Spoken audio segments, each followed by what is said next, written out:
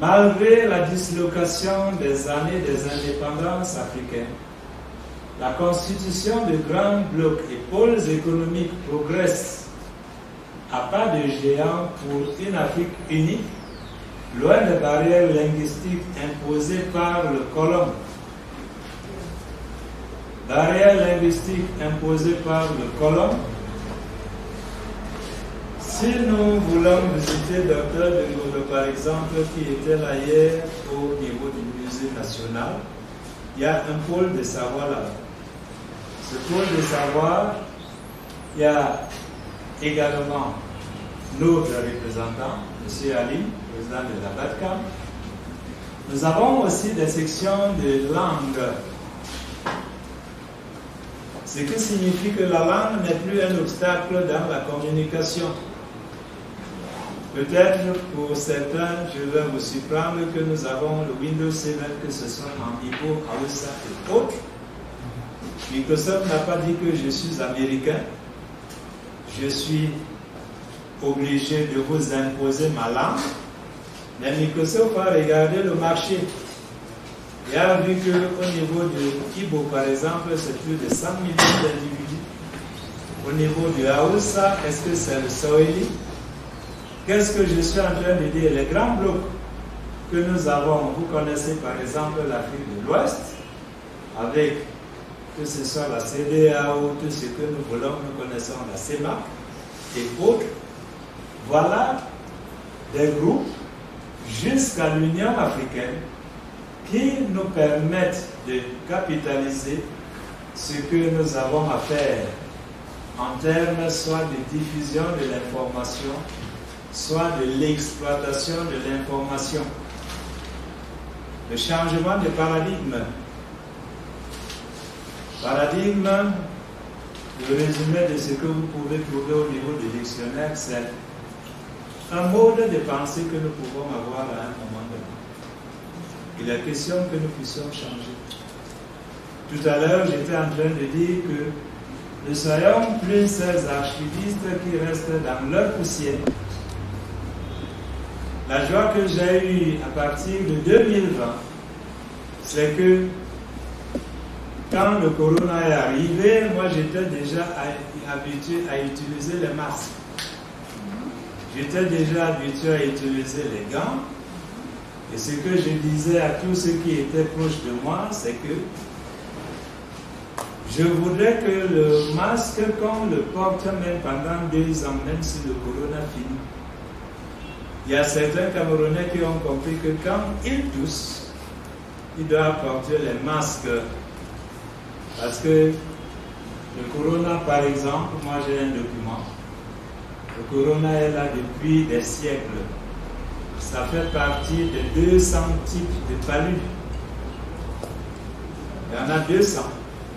L'anglais parle de flou. Il y a 200 types de palud. Pourquoi n'avons-nous pas cherché, ou bien l'homme blanc n'a-t-il pas cherché à nous donner le vaccin? Presque tous les 4 ou 6 ans, ça frappe l'Angleterre et la Chine et 7 pays européens.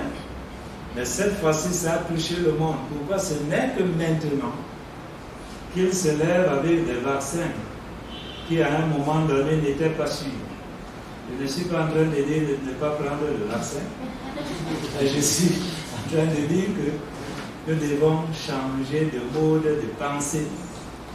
Donc, il est question de capitaliser les acquis conservés décennie après décennie à travers les chants, les danses, les contes pour ce qui est de l'oral, et le lot des masques, peintures rupestres, monuments, tombeaux, planches, pierres, toujours disponibles jusque dans les capitales européennes en ce qui concerne l'écrit ou l'oral. Parce que chez nous, on va l'aborder là tout à l'heure en regardant les enjeux. Nos chants véhiculent des messages. Ce sont des messages oraux, mais lorsque nous rentrons dans ce domaine, par exemple, on va voir que certains chansonniers n'ont pas de message à donner, mais que d'autres, par contre, donnent des conseils. Et nous allons voir au niveau de ces enjeux ce que nous devons faire. Comme c'est l'intérêt économique, je voudrais dire à ce niveau en résumé, c'est que nous restons plus isolés. Ne travaillons plus seulement entre nos quatre murs. Si la bibliothèque est sortie par exemple des murs, nous avons par exemple, que ce soit Google ou l'Internet de façon générale, qui constitue une bibliothèque en ligne ou des bibliothèques en ligne. Il faudrait que les archives aussi sortent avec tout ce que cela comporte comme défis, comme avantages et autres. Les défis vont nous amener à travailler, les avantages vont nous permettre de gagner. Donc, qu'est-ce que cela signifie? Cela signifie que l'intérêt économique, même si je ne le détaille plus au niveau des enjeux, est assez important et nous ne gagnons que lorsque nous sommes ensemble. Généralement, au niveau des séminaires, que ce soit des serviteurs et autres, nous échangeons d'adresses. Que ce groupe que nous formons déjà, que nous puissions capitaliser cet assemblage ou bien ce rassemblement et que nous puissions les uns les autres résoudre les différents problèmes que nous avons. Est-ce que c'est au niveau de l'entreprise? Est-ce que c'est au niveau national? Est-ce que c'est au niveau régional ou international? Nous avons vu hier le cas par exemple de Servitola qui est avec l'IFLA et les autres. Par exemple, la Library of Congress, ce qui signifie que nous avons vu ce que Norbert a démontré. Nous sommes en train de comprendre ce que je suis en train de dire. Agissons, ne gardons plus. Est-ce que ça va?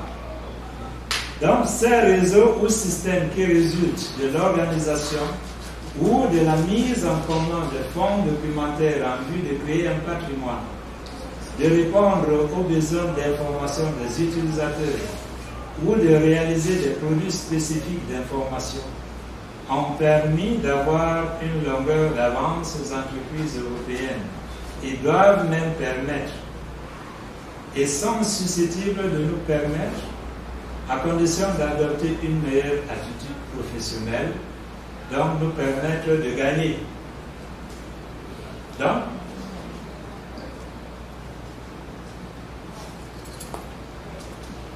nous allons entrer dans les enjeux. La complexité que nous devons supporter déjà. Archives ou système d'information de façon générale. Nous avons affaire à des systèmes complexes. Complexes parce que c'est des systèmes socio-techniques. Nous avons les hommes dans les ressources humaines. Nous avons les ressources techniques. Nous avons les finances. Nous avons le matériel. Mais l'information qui s'y trouve est devenue l'élément fondamental qui gouverne les individus.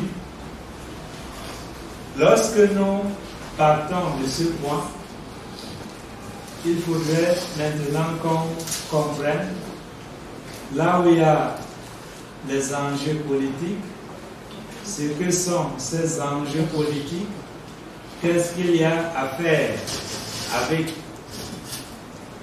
Donc, en termes d'enjeux politiques, surtout lorsqu'il s'agit d'une gestion globale de l'entreprise, où nous parlons de système d'information de l'entreprise, l'information dans son usage, sa dissémination, son partage et ou sa valeur, peut devenir alors un facteur de performance qualitative que l'on peut repérer en se référant aux objectifs généraux à atteindre.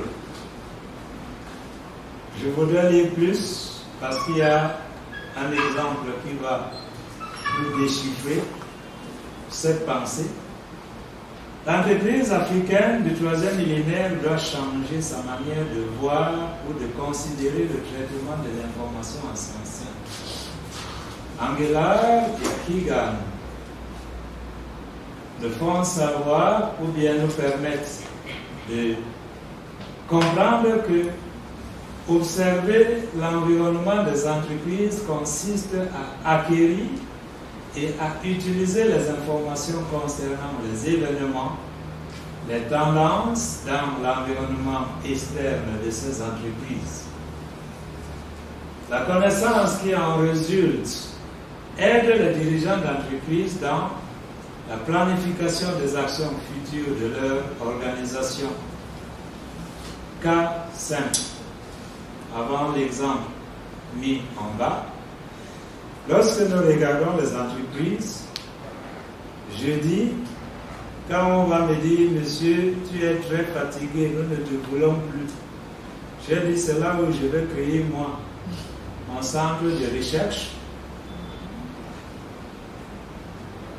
dans les technologies de l'information et autres, parce que là, je serai ce vieux que j'ai vu à 15 à 16 ans dans un film. Il avait plus de 90 ans qui travaillait dans sa maison. Il continuait à marcher, mais ce qu'il était en train de faire et qui m'a charmé, c'est peut-être à cela que le Seigneur me destine. Il réfléchissait, il travaillait. L'ouverture de cette entreprise, je devrais tenir compte par exemple de la législation. Je disais tout à l'heure à l'entrée que l'information que j'ai ramenée du musée national, le Cameroun entre aussi officiellement dans la gouvernance électronique. Ça signifie que, avant que les agents du fisc ne viennent dans mon village, là-bas au fond de Gambé, je vais au moins travailler pendant 2 ans. Je vais produire des résultats que je vais envoyer sur le net. J'aurai des consommateurs qui seront à l'étranger, sachant que jusqu'à ma vieillesse, très peu de Noirs vont lire. C'est ça notre faiblesse. Nous avons l'oralité, nous avons tout, mais nous ne lisons pas. Ça signifie que la publicité que moi je ferai, par exemple, de mes produits, c'est les autres qui vont voir, mais au moins la joie sera que les Blancs viendront au village, les Gabonais viendront dans mes champs, même les Nigérians viendront chercher la peau de bœuf, ou bien le miel du Cameroun. Est-ce que nous avons compris? Cela signifie que l'information que nous avons, lorsque nous ne restons pas crampés ou collés à notre bureau, si nous tenons compte de l'environnement, si nous tenons compte des politiques, nos propres politiques et les politiques des autres, nous pouvons aller loin et desservir plusieurs masses de population.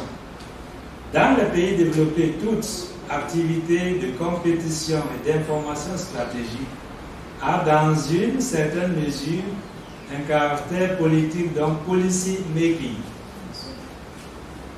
Policy making, je suis en train de dire que moi-même, en tant que spécialiste de l'information, je commence. Si ici j'étais en train de donner une illustration d'une vie en tant qu'individu, au niveau de l'entreprise, est-ce que c'est le dollar? Est-ce que c'est la CIL? Est-ce que c'est Minjustice, donc les ministères?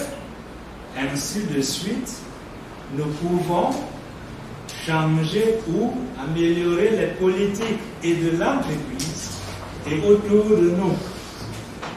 Donc, il faudrait que nous puissions améliorer, que nous puissions aller plus loin.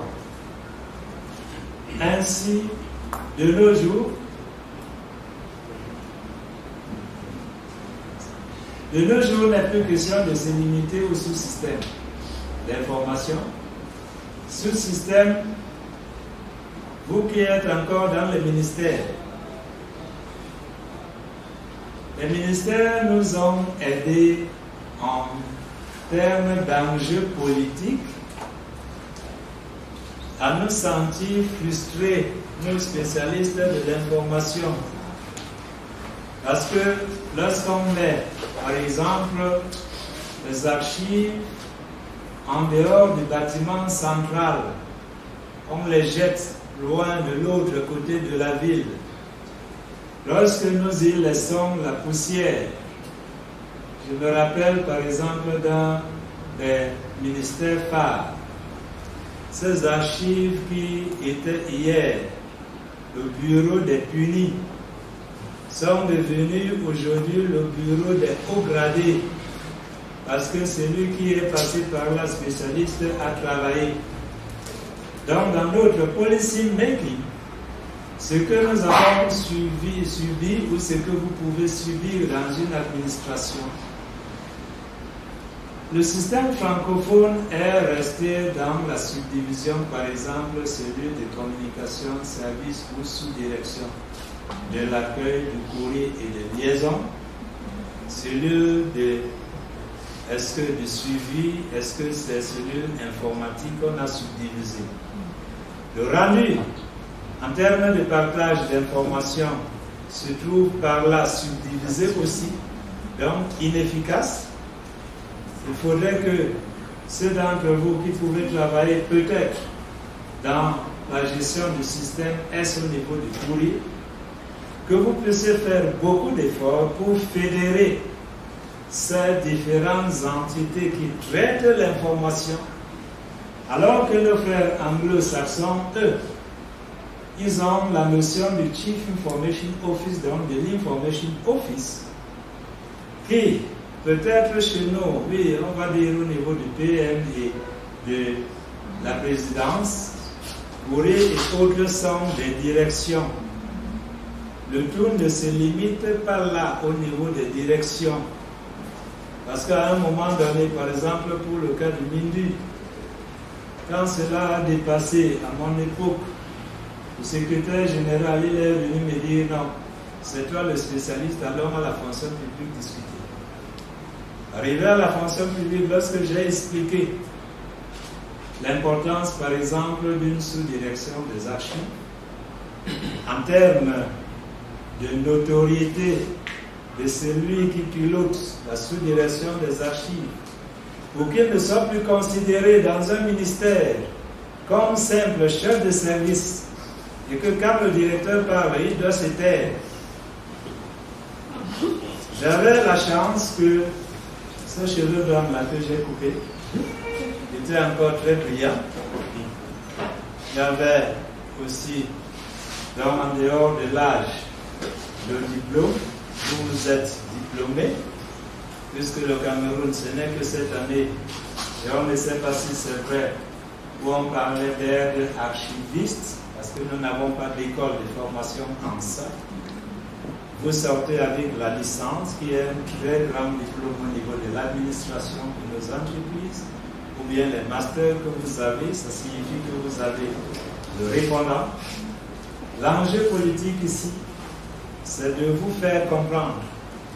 Et même au niveau du Mindu, ou après l'éducation, où j'ai pu implémenter ce que je voulais, la vitesse, ça n'a pas commencé en 2007, quand je suis parti là-bas. Un coopérant blanc conseiller technique me dit « ils ne sont pas encore mûrs ». Curieusement, il était français. Ici, nous prenons les sous-directions de l'administration française. Il a compris ce que j'étais en train de faire, parce que moi j'étais en train de résoudre le problème, par exemple, de ces services extérieurs au ministère. Les délégations régionales jusqu'en 2008 étaient coupées des services centraux. Et ce que la colère du dehors disait, quand les gens viennent en mission chez nous, ils vont chez le gouverneur, comme si nous, on ne faisait pas partie du ministère. Et c'est là où le système d'information que j'ai pu mettre en place les a connectés tous, au point où, surtout à partir de 2010, Le ministre quota certains dossiers à des délégués régionaux pour traitement en termes de spécialisation. Le Mindri à l'époque était à 900 personnels pour dire que ce que j'ai suivi tout dernièrement, par exemple, avec la commune de la ville de Yaoundé. Nous avons par exemple des urbanistes là-bas, des architectes, mais lorsque nous regardons la ville de Yaoundé, est-ce que ces spécialistes, leur travail est visible? Bon, oui, en rentrant hier, Malo déjà, j'ai trouvé qu'on a mis le boulot. Il y a beaucoup de choses à faire. Enjeu politique, nous avons compris comment y aller. Et c'est nécessaire à partir de nos propres entreprises. C'est nécessaire pour les populations que nous desservons.